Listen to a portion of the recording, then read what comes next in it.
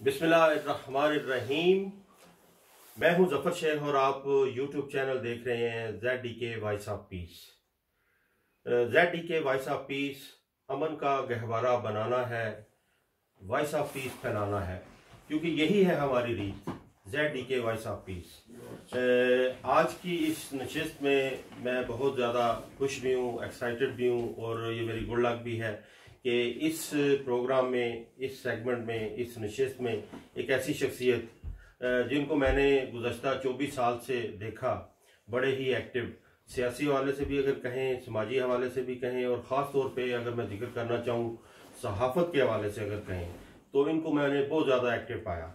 और यहाँ जितनी भी हमारी कम्युनिटी है कोपेनहेगन डेनमार्क में, वो सारी इनकी शख्सियत को जानती है, इनकी खिदमत को जानती है, सहाफ़त के हवाले से और समाजी हवाले से भी।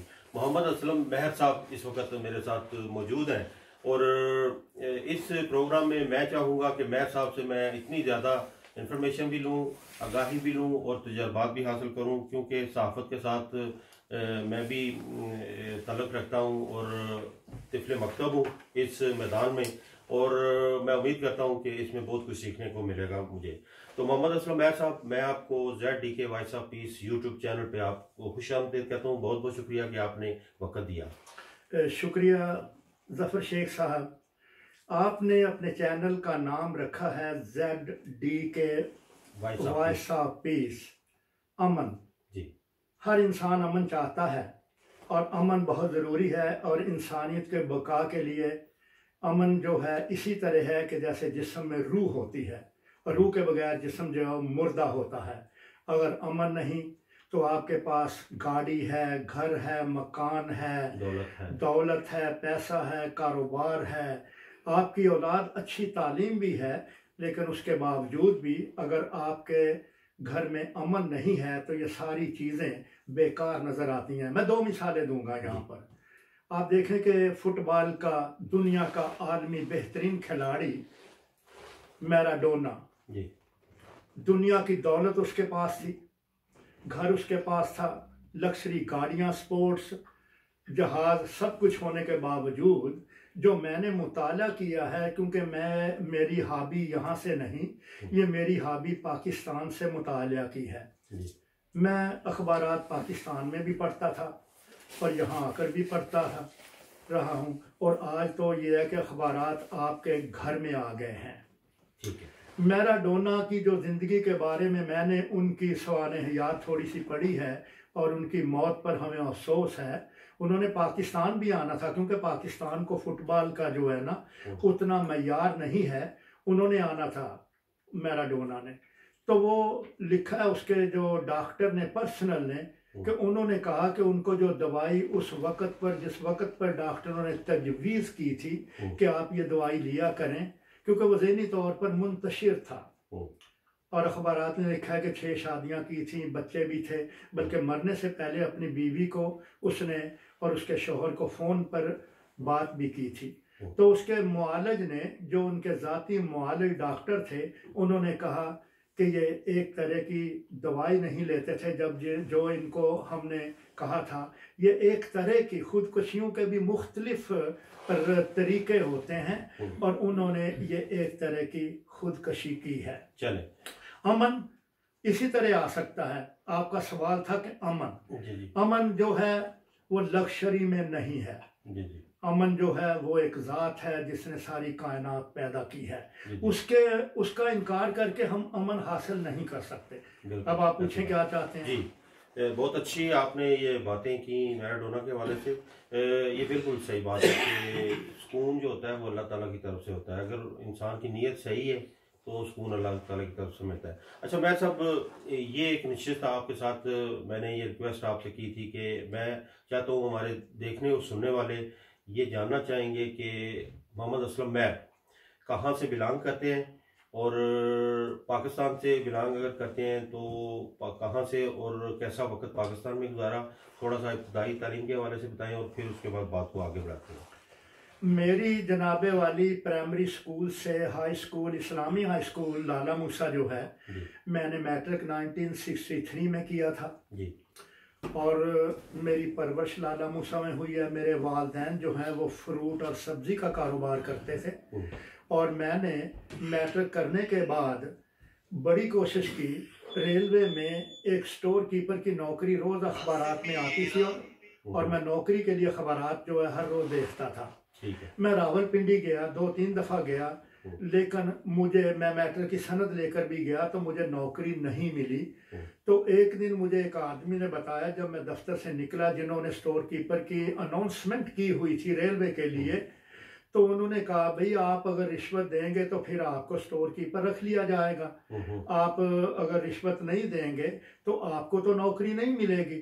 मैंने बहुत चक्कर लगाए रावलपिंडी में ना, सुबह जाता था, शाम को वापस आ जाता था, लेकिन मेरे माली हालात मेरे वालिदैन के, वालिद साहब के इतने नहीं थे कि मैं रिश्वत देकर मुलाजमत हासिल कर सकता। फिर उसके बाद मैंने थक हार कर लाला मूसा में पाक post ceramic limited, Abdul Karim आगा मेमन था कराची का, उसने लाला मूसा में एक बहुत बड़ी जो है पोर्सलीन के बर्तन बनाने की एक फैक्ट्री लगाई। उसके लिए वाइट पत्थर जो है वो एबटाबाद से आता था और वो पत्थर ट्रेन लेकर बाकायदा फैक्ट्री के अंदर जो है वो डिलीवर करके जाती थी ट्रेन। बहुत खुली लंबी चौड़ी उन्होंने जगह लेकर वहां पर, बल्कि 3 जर्मन इंजीनियर रखे हुए थे। ठीक है। मैं एक दिन पाक व सेरामिक लिमिटेड जो है वहां पर दरवाजे पे चला गया। उनको जिस लेबर की मजदूर की ज़रूरत होती थी जितनों की, तो वो ले लेते थे। तो उन्होंने, जिस दिन मैं गया तो उन्होंने कहा जी हमें पत्थर तोड़ने के लिए आदमी चाहिए। 8-10 आदमी और भी थे, हमें 8-10 को ले जाकर उन्होंने भर्ती कर लिया और मैं 8-10 आदमियों के साथ उस डिपार्टमेंट के अंदर रात को बहुत बड़े एक हथौड़े के साथ पत्थर तोड़ता था और वो पत्थर जो है छोटा करके ग्राइंड किया जाता था और फिर उसके बर्तन बनते थे, उनके ऊपर ग्लेज चढ़ता था। और ग्लेज कहते हैं कि पिसा हुआ शीशा मैदे का पानी की तरह होता है, पानी में हल किया हुआ केमिकल में, और उसमें बर्तन डबो कर निकाल कर ना आप पटे पे रखते हैं, फिर वो भट्टी में जाता है। तो फिर वो भट्टी में वो जो है ना वो इसी तरह आप जैसे कि जैसे रॉयल फैक्ट्री यहाँ पे देखें, आपने मुझसे पूछा है ना, तो मैं बताऊं कि पाकिस्तान में मैं क्या करता रहा।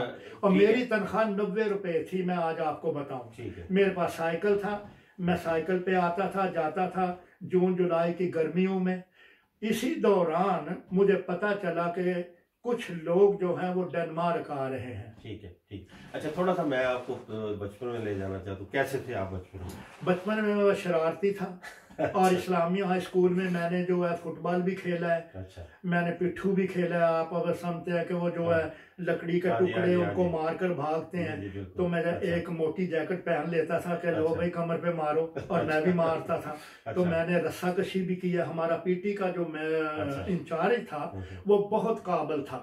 उसने डिस्ट्रिक्ट के अंदर रस्सा कशी के अंदर अपना एक रिकॉर्ड कायम किया हुआ था। वो हमें बहुत मजबूत जो टाली है ना उसके साथ रस्सा बांध कर वो हमें खिंचाता था, फिर इशारा देता था कि आप रुक जाओ, फिर वो टोपी हिलाता था कि अब आहिस्ता आहिस्ता चलो। तो हम मुखालिफ टीम जो है ना उसको थका कर, जैसे मोहम्मद अली ने जो उसको अपने जो उनका हरीफ था, उसका नाम मुझे नहीं आ रहा, उसको हराया था। पता मोहम्मद अली ने क्या कहा था? उसने कहा था कि मैं रोप जो रस्से हैं उनका सहारा लेकर ना इसको थका रहा हूँ। फिर उसने आखिरी सेकंडों में उसको नॉकआउट कर दिया था। इसी तरह हमारा पीटी जो है वो दूसरी मुखालिफ टीम को वो कहता था आहिस्ता आहिस्ता आप आगे आओ। जब वो जोर लगा के थक जाते थे तो फिर वो जो है ना अपना टर्न मूव करता था कि अब रस्सा जो है ना कंधे पे रख कर आप खींचो, तो वो सारे खरबूजों की तरह हमारे पीछे पीछे आते थे। अच्छा, कोई यादगार बचपन की कोई ऐसा वाकया वो शेयर करें। वाकया ये है कि मेरे वालिद साहब ने बाटा शूज से मुझे नए बूट लेकर दिए। अच्छा। और मैं इतना शरारती था कि एक जो सड़क बन रही थी तो वहां पर 2 तीर जो बड़े होते हैं वो क्या कहते हैं ड्रम, लुक के, गर्मियों के दिन थे। तो गर्मियों के दिनों में मैं लुक के ऊपर अपना एक बूट उतार करना, क्योंकि मुझे ये गलत फहमी थी कि मैं बहुत तेज हूँ, मैं बूट रख कर ना उठा लेता, रख लेता, उठा लेता, और एक दफा जो रखा तो वो डूब गया। तो मैं घर आया तो अब्बा जी ने कहा कि बूट कहाँ है, मैंने कहा जी मेरे बूट चोरी हो गए। मतलब ये यादगार वाक़या है। अच्छा चलें थोड़ा आगे बढ़ते हैं, ये आपको लेकर चलते हैं जनाब। यहाँ डेनमार्क में आपका रिज़्क किस दौर में या किस साल में शुरू हुआ और कैसे शुरू हुआ? ये इस तरह बात है शेख जफर साहब, सुनने वालों के लिए भी और मेरे लिए भी, मेरे बच्चों के लिए भी ये एक यादगार वाक़यात हैं कि मैं यहाँ जो अनवर साहब हैं, ये अपने साहिल के जो अपने राजपूत आसफ राजपूत साहब, इनकी दुकान हमारे बिल्कुल दुकान के करीब थी, बल्कि दीवारें मिली हुई थी। अच्छा। हाँ, और वहाँ पर हम जो हैं बैठा करते थे, क्योंकि अखबारात जो है वो इन्हीं की दुकान से मिलता था बाल कटवाने के लिए। तो वो अखबार में लिखा हुआ था कि डेनमार्क को मजदूरों की जरूरत है। इसी तरह तुर्की में भी अखबारात में ये खबर शाया हुई, और इसी तरह मकदोनिया, ये जो युगोस्लाविया है, वहां भी ये खबर शाया हो चुकी थी, क्योंकि उस वक्त मजदूर नहीं थे काफी, और इनकी प्रोडक्शन इतनी थी कि डिमांड बहुत ज्यादा थी। यानी आप इससे बात से अंदाजा लगाएं कि मैं अगर आज एक फैक्ट्री में काम कर रहा हूं और मुझे पता चला है कि 1 करोड़ मुझे जायद तनख्वाह दे रहे हैं दूसरी, तो मैं दूसरे दिन इनसे हिसाब किताब करके 1 करोड़ जो जायद था वहां पर चला जाता था। दूसरे लोग भी इसी तरह गए थे। हाँ, गरीब थे, गुर्बत थे, कोई अमीर नहीं, सोने का चमचा लेकर नहीं आए हैं जी। और सब जो है रोजी की तलाश में आए थे, अपने घर को, बच्चों को, माँ बाप की खिदमत के लिए आए थे। मेरा तल्लक भी उसी खानदान से था। तो यहाँ पर जब मैंने अखबार पढ़ा तो 10 आदमी जो हैं उन्होंने प्रोग्राम बनाया कि हम बाई रोड यहाँ आएंगे। ठीक है। उनमें से 2-1 दोस्त फौत भी हो चुके हैं। तो हम बाई रोड 16 दिन में सफर करते हुए आए थे, और मेरे वालिद साहब ने मुझे 2000 रुपया दिया था। उस वक्त आपकी करेंसी जो है अफगानिस्तान, ईरान, तुर्की, दूसरे मुल्कों में तब्दील हो जाती थी। अच्छा। आज नहीं तब्दील होती। तो 2000 करोड़ में हम खाते पीते, मतलब लग्जरी नहीं, 4 पाई किराए पे लेनी, रोटी खानी और खुले आसमान के नीचे सो जाते थे। ट्रेनों में, बसों में सफर करके। अच्छा। किस्सा मुख्तसर ये है कि हम डेनमार्क जब आए तो एयरपोर्ट पे ऊपर, क्योंकि हमने पता नहीं 50 करोड़ का रिटर्न टिकट लिया था हैम्बर्ग से कोपनहेगन तक का। तो जब कोपनहेगन एयरपोर्ट पे उतरे तो इमिग्रेशन ने पूछा कि आप किधर आए, अंग्रेजी में बात कर रहे थे, व्हाई यू कम। हमने कहा वी कम टू सिटी वाली। और हमें दोस्तों ने जर्मनी में बताया था कि अगर वो ये सवाल करे इमिग्रेशन ऑफिसर कि आप यहाँ क्यों आए हैं, तो आप टिवाली गार्डन का नाम लें, क्योंकि ये फेमस है और पूरी दुनिया में फेमस है, और इसकी वजह से वो बहुत खुश होते हैं कि देखें हमारे गार्डन की धूम मची हुई है। उन्होंने पासपोर्ट पे स्टैंप लगाई और एक आदमी बैठा हुआ था।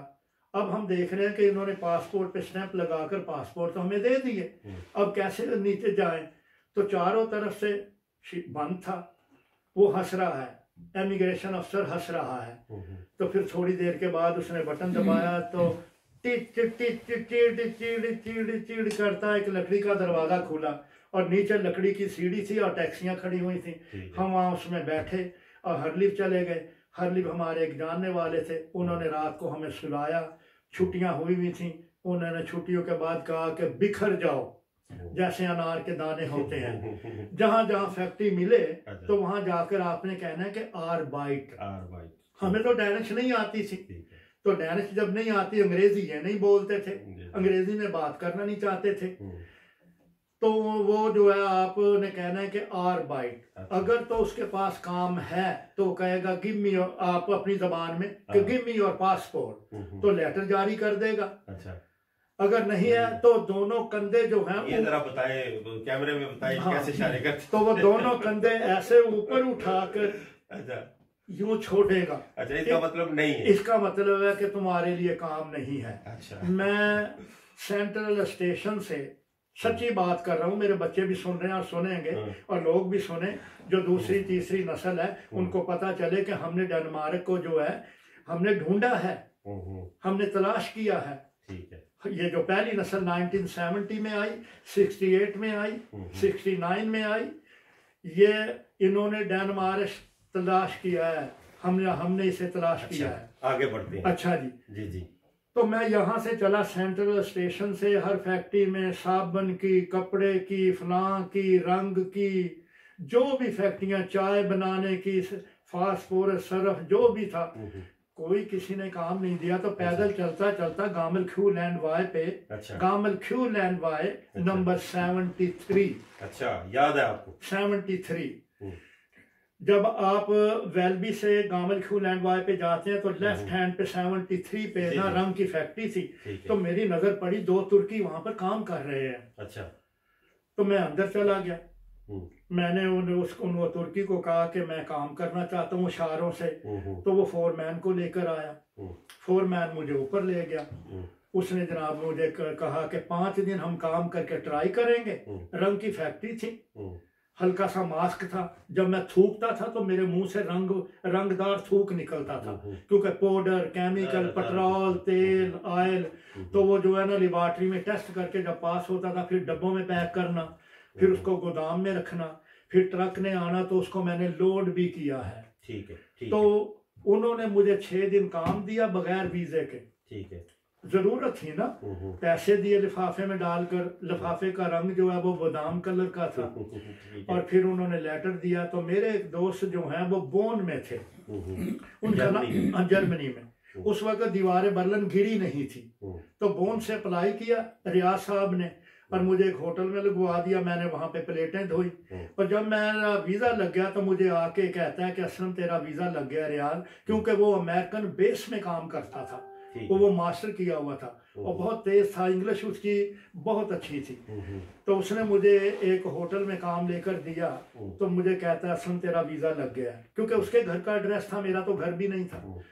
तो उसने मालिक को कहा कि इसका हिसाब कर दो। तो मालिक कहती है मुझे आके कि इसको मारा है किसी ने, झिड़का है किसी ने, या कोई बदकलामी की है। तो हम तो इससे बड़े खुश हैं कि 2 महीने इसने ना प्लेट तोड़ी ना गिलास तोड़ा, और ये काम का बड़ा रेगुलर है और अपने काम से आगे पीछे भी नहीं जाता। हम तो इसको छोड़ने वाले नहीं। उसने कहा कि ये यहाँ पर गैर कानूनी है, इसके पास वीजा नहीं। अगर आप इसका वीजा लगवा दें तो ये जर्मनी में रह जाएगा। उसे सिस्टम का नहीं पता था। अच्छा। उसने कहा मुझे नहीं पता कि वीजा कैसे लगता है। किस्सा मुख्तर ये कि जो मैंने पैसे लिए, मैंने टिकट लिया और अपने दोस्त का शुक्रिया अदा किया। तो रात को 10 बजे स्टेशन पे उतरा। तो स्टेशन के सामने एक होटल है, 30 करोड़ 25 करोड़ पता नहीं रात के वो लेते थे। मैंने रात वहां पे गुजारी डेनमार्क में। और जनाबे वाली दूसरे दिन मैं काम पे चला गया। तो मुझे स्टेशन पे लोग मिलते थे और पूरा स्टेशन जो है ये पहली नस्ल से भरा हुआ होता था। ठीक है। अच्छा। और वहां से फिर मैं हेलरुप चला गया। वहां पे 20-22 आदमी थे जो केलर में रहते थे। एक विला था, तो वहां पे पता नहीं 100 या 150 करोड़ देते थे। इस तरह फिर मैं वेलबी हॉस्टल में चला गया। हाँ, और 3 साल मैंने रंग की फैक्ट्री में काम करने के बाद जब मेरा फ्री कार्ड आ गया तो फिर मैंने होटल स्कैंडिनेविया में काम किया। बैंकुट डिपार्टमेंट में। वहां पर कॉन्फ्रेंस हॉल बनते थे, हमें राइनिंग वो कागज ड्राइंग मिल जाती थी। मैंने वो काम किया। जो सरफराज आपके साथ ड्राइविंग करते हैं ये भी वहां पर काम करते थे। आपके साथ सरफराज आगा जो है। और फिर मैंने शेरेटन में किया काम। फिर मैंने लांगे लीनिया में किया 3 साल तक। चले। हाँ जी। ये यहाँ तक तो हम डेनमार्क आ गए। डेनमार्क आगे काम भी आपने कर लिया मुख्तलिफ जगहों से।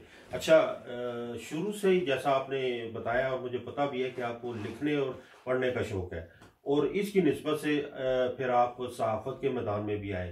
तो यहाँ डेनमार्क में आपने सहाफत किस दौर में शुरू की, ये थोड़ी सी बताएं। मेरा अंदाजा है कि ये 85-86 का जिक्र है।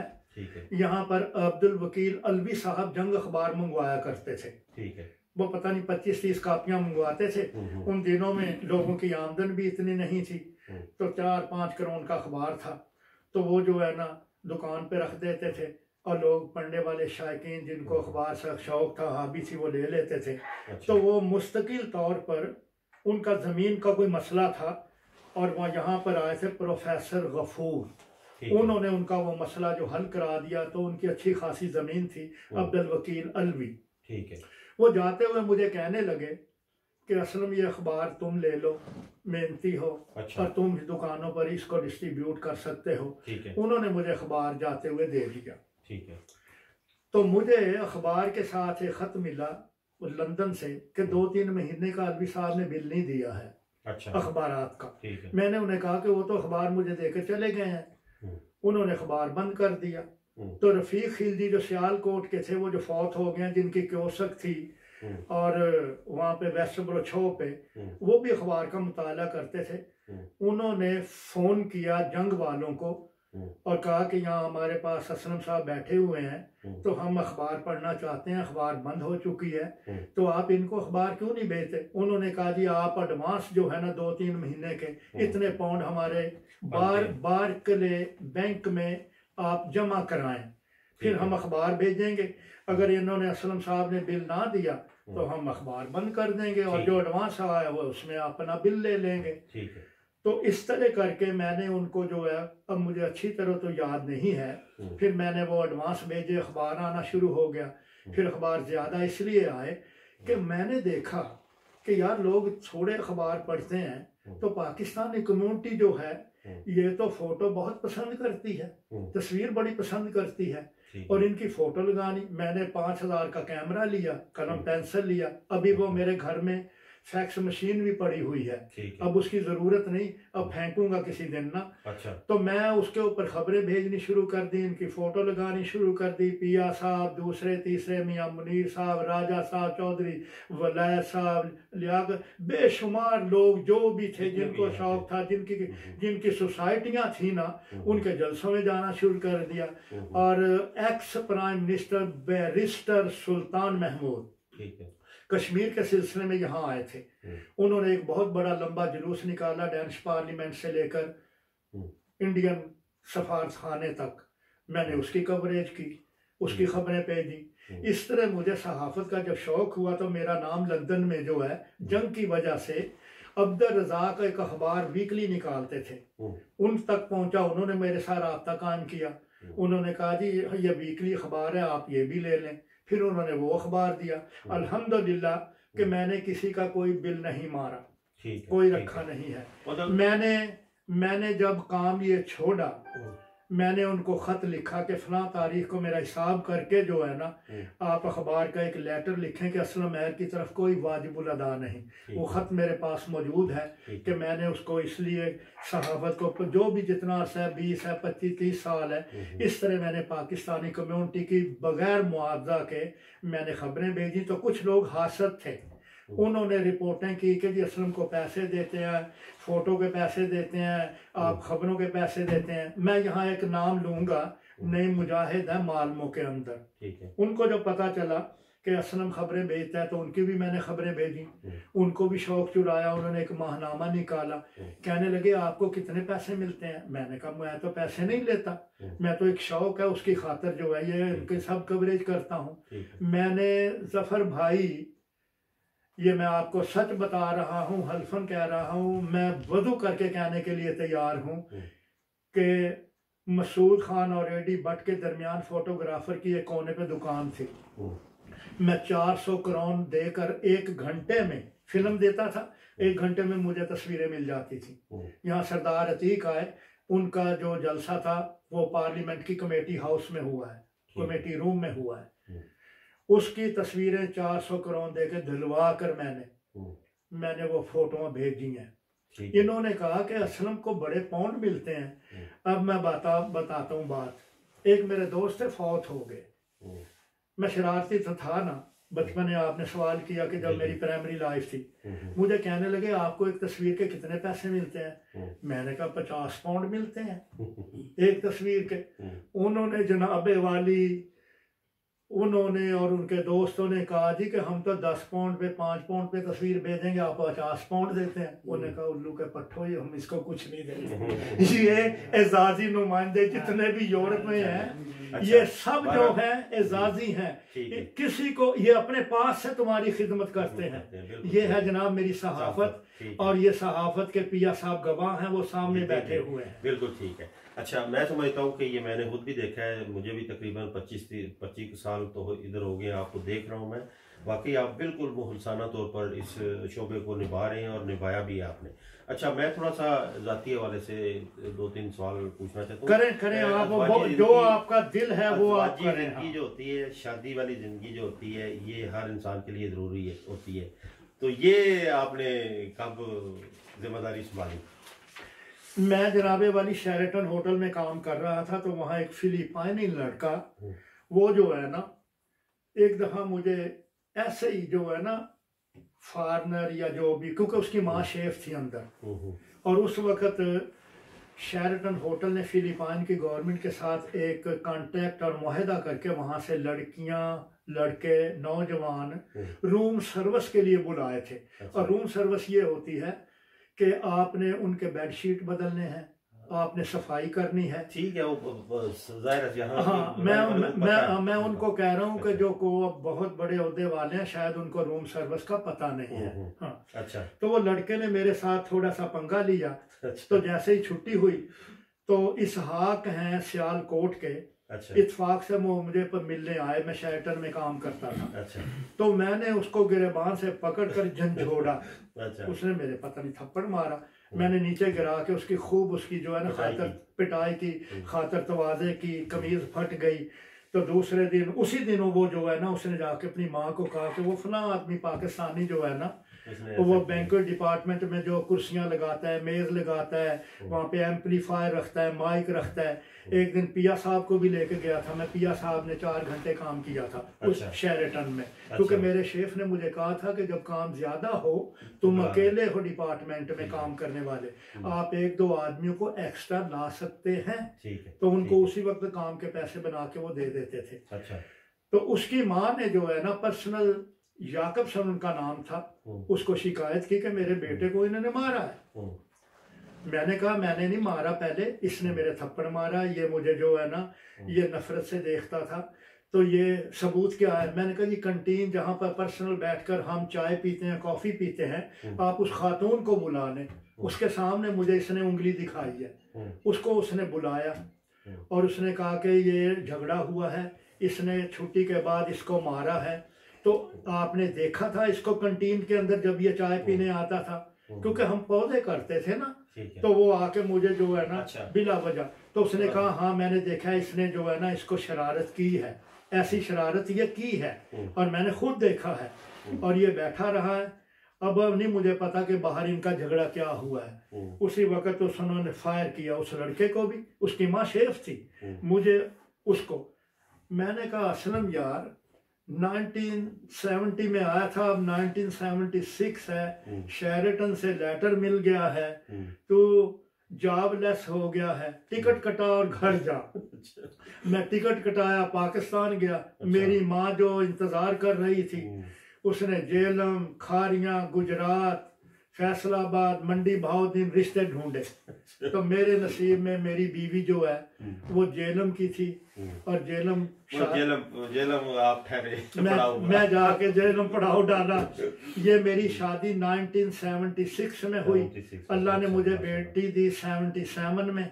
और यो यहाँ मेरी उस वक्त ये था कि आप एम्बेसी में अप्लाई करें, वीजा लग जाता था, कोई कुछ नहीं पूछते थे कि आपकी आमदन कितनी है, आपके ऊपर ये पाबंदियां हैं। अच्छा। ये जनाबे वाली 77 में मेरे 3 बच्चे हैं, 2 बेटियां, 1 बेटा है। 70 वो शादीशुदा हैं।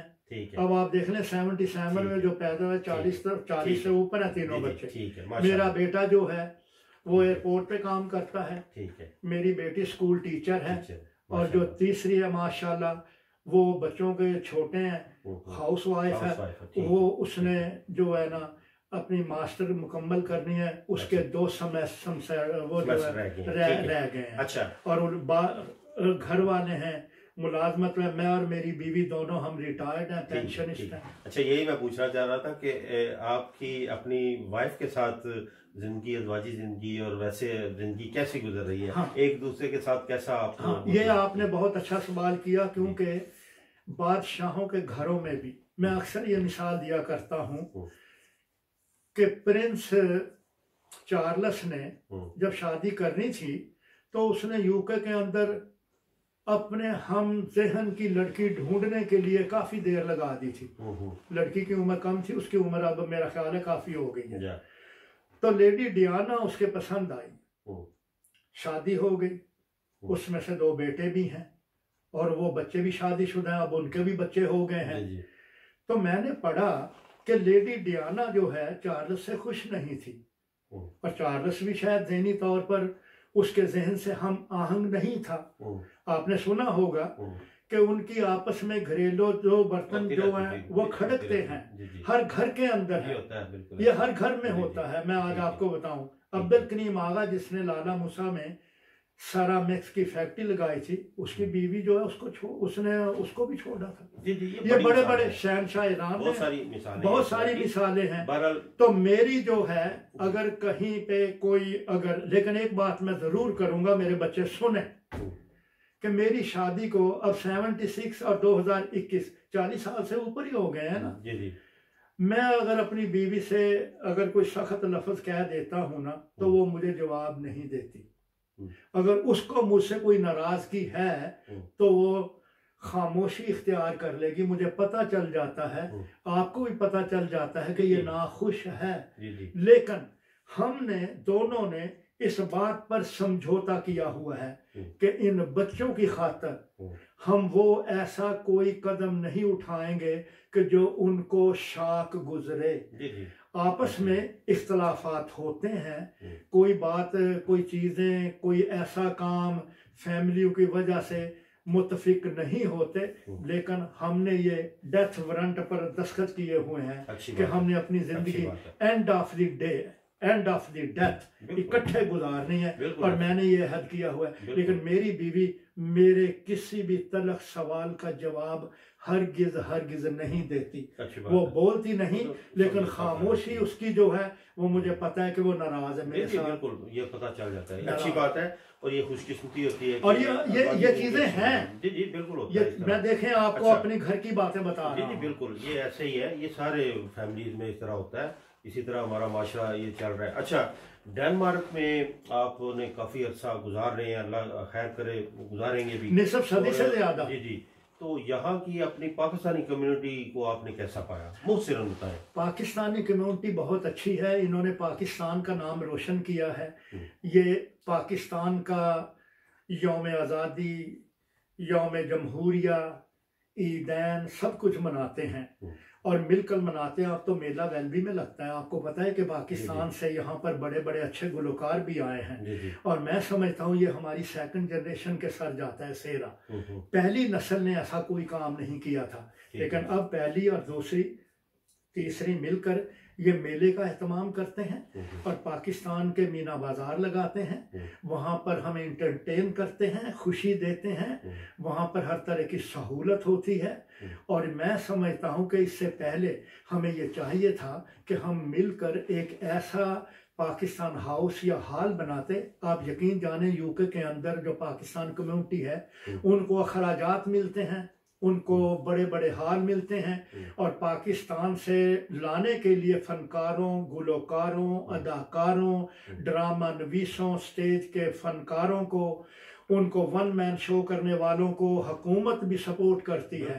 लेकिन यहाँ डेनमार्क में हम बांझ हैं, वो औरत जो बच्चे नहीं जनती, बांझ हैं। हमारे बाद पिछले साल वहां पर देखें कि नार्वे में ये लोग, आप यकीन जाने मेरे क्लास फेलो वहां पे रहते हैं नार्वे में, मेरे उस्ताद वहां पर रहते हैं मास्टर बशीर साहब, उन्होंने 6ठी जमात में हमें दीनियात पढ़ाया है इस्लामी हाई स्कूल लाला मूसा में। तो उन्होंने वहां पर बहुत बड़ी तकरीब जिसमें नार्वीजन और पाकिस्तानी और पूरी इंडस्ट्री पाकिस्तान की, उनको उन्होंने अवार्ड दिए हैं और बहुत खूबसूरत हाल के अंदर, और ओस्लो हो रही थी। लेकिन हमने यहाँ पता क्या किया है, मैं बात करूँगा साफ, हमने यहाँ पर एक दूसरे को नीचा दिखाने के लिए, चौधराहट के लिए कि मैं बड़ा हूँ वो छोटा है। यहाँ काउंसलर रहे हैं, चौधरी वलैद साहब ने बड़ा काम किया है, लेकिन उन्होंने उन लोगों की मदद की है जिनको ज़बान नहीं आती थी, टैक्स ऑफिस जाकर, वीज़ा ऑफिस जाकर, लेकिन मिलकर कोई बड़ा फंक्शन अब हो रहा है और ये सेकंड जनरेशन का काम है। अच्छा। वो कर रही है, लेकिन इससे सर देखें, यहाँ पर सर्दी है, बर्फ है, बारिश है, यहाँ पर आंधी है, हवाएं हैं। यहाँ ठंडी हवाएं जब चलती हैं तो खून जम जाता है।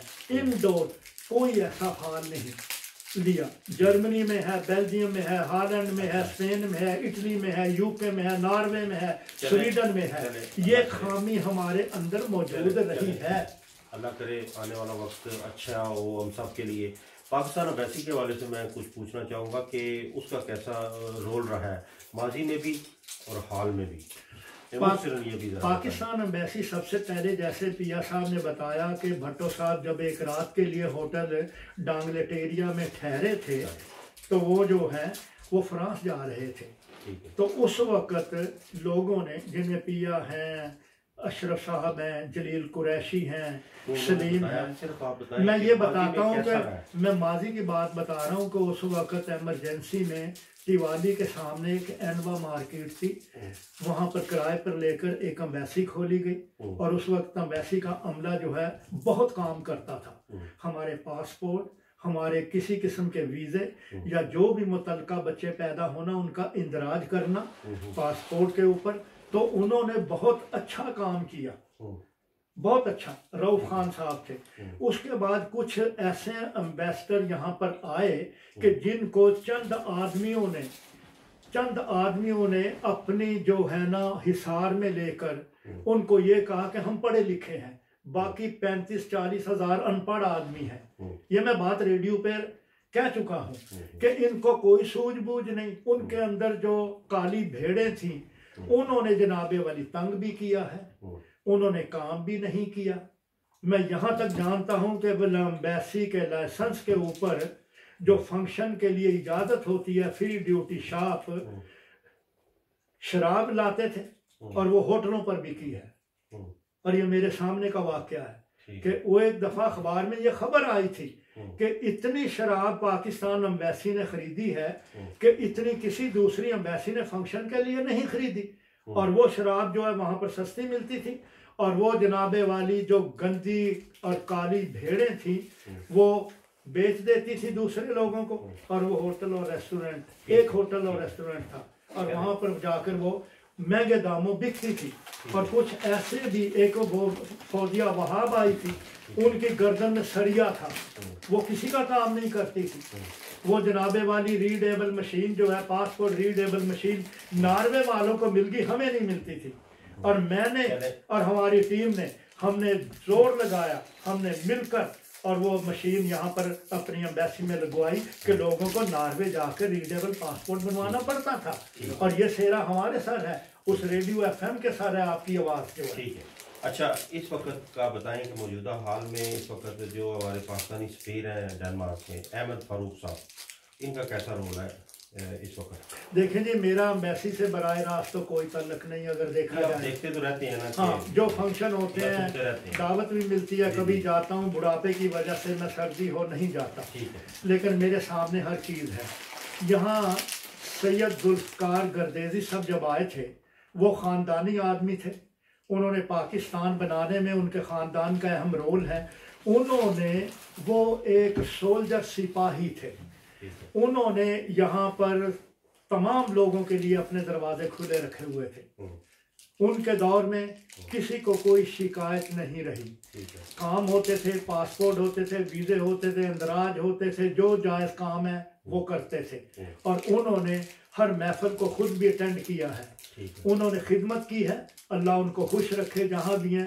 सैयद जुल्फ़कार गर्देज़ी साहब, उन्होंने जितना पीरियड गुजारा है उन्होंने दोस्ताना गुजारा है।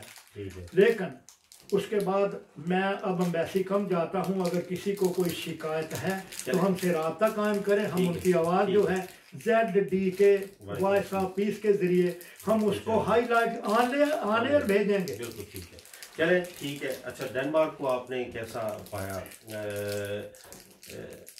लाइफ के हवाले से कहें या प्रोफेशनल अगर कहें, यानी पेशा वाराना ज़िंदगी या ज़ाती ज़िंदगी के हवाले से मुझसे? डेनमार्क के लोग जी देखें बहुत पुरअमन, इनको स्कैंडिनेवियन लोगों को ना बहुत ही पुरअमन लोग जो हैं पूरी दुनिया जानती थी और कहती थी। लेकिन हमने यहाँ जो लड़ाई झगड़े किए हैं और नाजायज़ काम किए हैं, उसकी वजह से देखें, एक मछली जाल गंदा करती है ना, तो ये कोई कहानी या बात जो है या मिसल जो है ऐसे नहीं बनी हुई। हम सब लोग अगर एक अच्छा काम करते हैं तो सबका नाम आता है। दूसरी जनरेशन अगर अच्छा काम कर रही है, हमारा पार्लियामेंट के अंदर मेंबर है मलिक सिकंदर जो है, वो देखें, उसने काउंसलरी से स्टार्ट लिया और मेंबर ऑफ पार्लियामेंट है, तो इसके अंदर हमारी सबकी इज्जत है। अगर हम कोई ऐसा काम करेंगे, लड़ाई झगड़ा करेंगे, तो यहाँ का जो मीडिया है ना, वो